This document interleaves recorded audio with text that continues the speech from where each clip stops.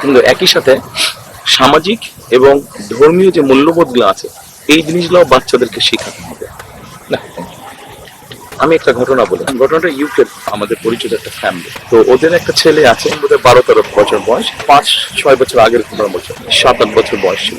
তো একদিন ওর বাবার সাথে গাড়িতে উঠেছে, ফর সাম রিজন ওর বাবা সিট বেল্ট লাগায়নি। তো বলছে তুমি সিট বেল্ট লাগাও, বলে যে না অল্প শর্ট ডিস্টেন্স তো সিট বেল্ট লাগাবো। টিচার বলেছে গাড়িতে উঠলে সিট বেল্ট লাগাতে, তুমি যদি সিট বেল্ট না লাগাও আমি নেমে যাবো গাড়ি থেকে। অর্থাৎ দেখেন, এটা কিন্তু সামাজিক একটা মূল্যবোধ। এই জিনিসগুলো কিন্তু আমাদেরকে স্কুলে শেখাতে হবে, এবং সেই জন্যই কিন্তু আমরা প্রাইমারি এডুকেশনের উপরে জোর দিতে চাচ্ছি বেশি। আমরা স্কুল বিল্ডিং নতুন নতুন 3 তলা 4 তলা 5 তলা স্কুল বিল্ডিং বানানো, এটা আমাদের লক্ষ্য।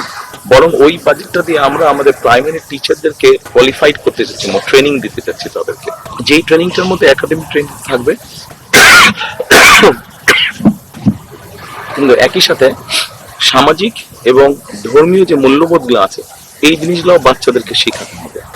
না, আমরা যদি বাচ্চাদেরকে ছোটবেলা থেকে শেখাই this is wrong, this is right, এভাবে যদি আমি বাচ্চাদেরকে শেখাই, আমার ধারণা একটা বাচ্চার যখন একটা স্টেজে পৌঁছবে তখন কিন্তু মাথার মধ্যে এই জিনিসটা ঢুকে যাবে যে কোনটা ন্যায় কোনটা অন্যায়, এবং তখন কিন্তু ধীরে ধীরে ধীরে ক্লাস 12 পার হবে, তখন কিন্তু সমাজের বিভিন্ন জায়গায় তারা আস্তে আস্তে ঢুকবে, সেটা ব্যবসা বাণিজ্য হোক, চাকরি বাকরি হোক, বিভিন্ন জবে।